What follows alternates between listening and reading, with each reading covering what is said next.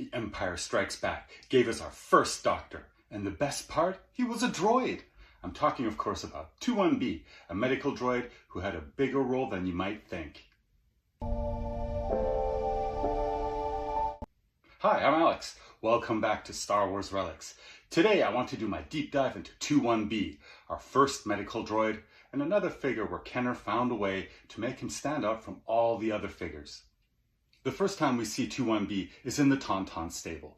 He's present for Han's conversation before he heads out to look for Luke. 21B oversees Luke's recovery in the Bacta tank. When Luke gets into his flight gear, 21B is present and they have a brief conversation about the evacuation. We don't see 21B until the end of the movie when he provides Luke with his new prosthetic hand. In Return of the Jedi, 21B makes his return as he sits in on the briefing for the attack on the second Death Star. 21B made a surprising amount of appearances, including actually having lines. But I don't think this was a coincidence.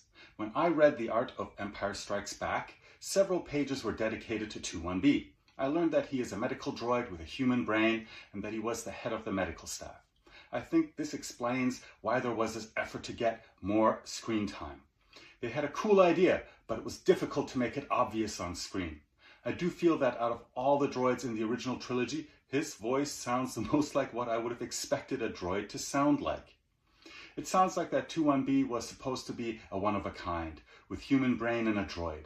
However, the prequels and Clone Wars depict these type of medical droids as common, and there is no mention anywhere in canon or legends that they have human brains. In the end, what I think hurt this character the most is that he was not a guy in a suit or a puppet, but rather animatronic. He spends most of his time perfectly still with only occasional very simple movements that, as time goes by, make him look more and more stiff and inactive.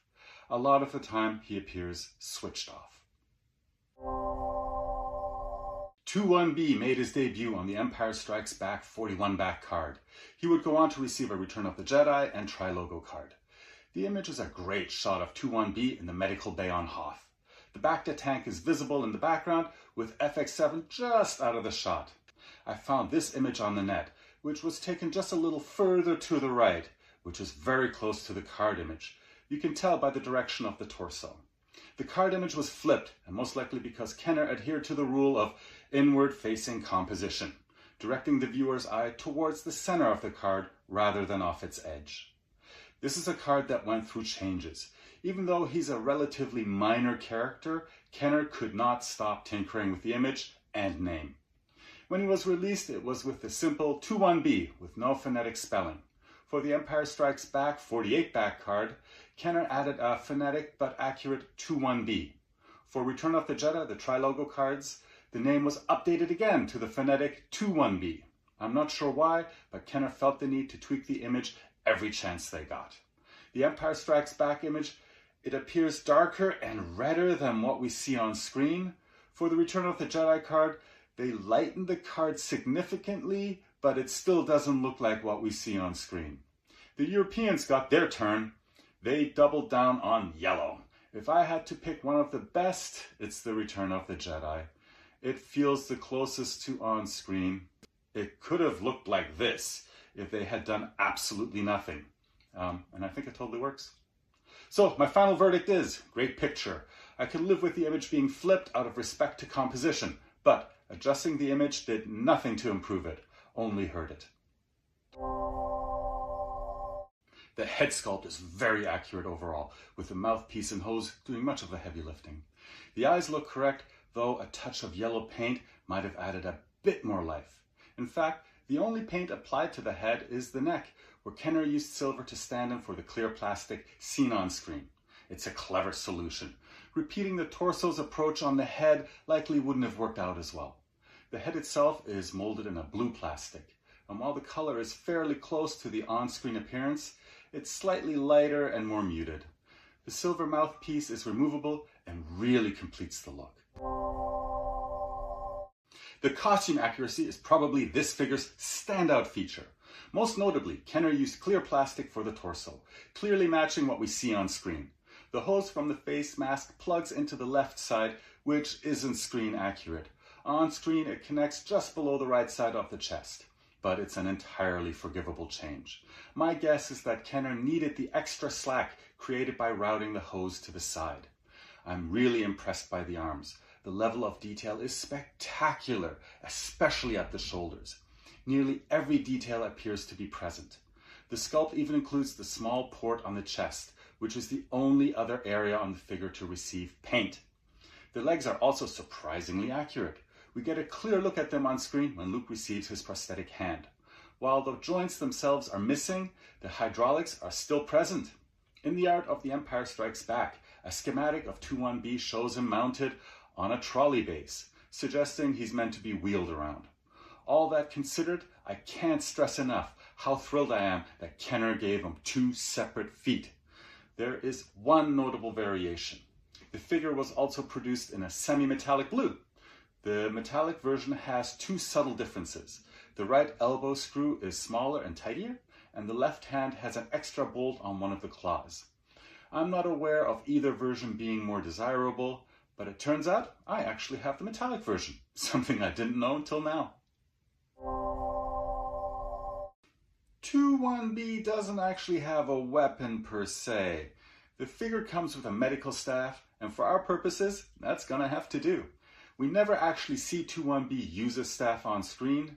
The design was likely inspired by the device he uses to test Luke's new prosthetic. If Kenner had slightly shortened the staff and bent the tip, they would have captured the essence of the on-screen device. That said, the staff as it stands is probably more playable for the figure. The weapon arm design is actually quite impressive. The 3-pronged hand gives incredible flexibility in how the medical staff can be positioned. Flexibility unmatched by any other figure. The hand also allows him to hold a variety of objects, not just the staff. I do wish the elbow had some form of bend, which we see often on screen. The arms were molded in a silver plastic, which does not seem as durable, causing the arms to loosen pretty quickly. But there is no denying that they look great. The accessory 2-1-B came with is critical to completing his look. Kenner wisely kept the hose and molded his mouthpiece in silver, making it removable. Leaving off the hose would have really detracted from the figure. Once again, it feels like Kenner elevated their game instead of taking the easy way out. I can easily imagine that the removable mouthpiece gave kids all kinds of new storylines to explore. This is probably the weakest part of the figure. It can only really raise one arm all the way, and even then it's teetering on the tipping point. The sculptor also chose not to allow the legs to move backwards, only forward. Unfortunately, this prevents us from countering the imbalance by arching the figure's back, making stable poses more difficult. For our second career, my wife and I started Fresh Solutions Therapy, an online psychotherapy practice built on the belief that therapy doesn't have to suck. We built a team of cutting-edge therapists we genuinely trust with our own friends and family. Lately, we've been working with many adults who were just diagnosed with ADHD, and that moment can be life-changing. An adult ADHD diagnosis can feel like relief and grief, hope and fear, clarity and overwhelm, all at the same time. Our team understands that complexity, and we know how to help you make sense of it. If this sounds like you, check us out at freshsolutionstherapy.ca and let's unlock your potential. This sculpt is really accurate, and I can see why the hose was moved on the torso. Honestly, it looks pretty cool. Taking a chance with the clear plastic really paid off. It's the detail that completes the figure. I'm especially grateful that Kenner gave him 2 separate feet. Anything else would have been limiting. But what's truly outstanding is the synergy between the medical staff and the hand. He was designed to grip the staff, and he can point it almost anywhere. If only they had added some bend to the elbow, it would have done a lot to reduce the stiffness of the figure. For some reason, the figure tends to get loose quickly. The blue plastic holds its tightness, but the silver plastic wears down faster, becoming noticeably looser over time. In terms of playability, the inability of the legs to move backwards really limited balance, especially given the figure's relatively small footprint. Still, Thanks to the mouthpiece and the hose, there's no mistaking this as 21B. Kenner really captured his essence. I did not own 21B, and neither did any of my friends. I think he's cool looking. I love the mouthpiece, and the arms look like he could crush things. I don't think he would have been a medical droid in my universe. He looks like a torture droid with those hands. There's a chance that his staff would have been a droid lightsaber, or at least be strong enough to stand up to a lightsaber. That's my review of the medical droid 21B. Was he a doctor in your universe? I want to hear all about it in the comments. If you haven't already, please subscribe, hit the like button, and leave a comment. I need all the help I can get. Did I miss anything or make a mistake? Don't forget to tell me all about it in the comments. If you have any cool Star Wars fan art, you should head over to the Star Wars Relics Facebook page and show it off there. I'll find a way to work it in somewhere. If you know your Star Wars, you already know who's next. Until then, take care.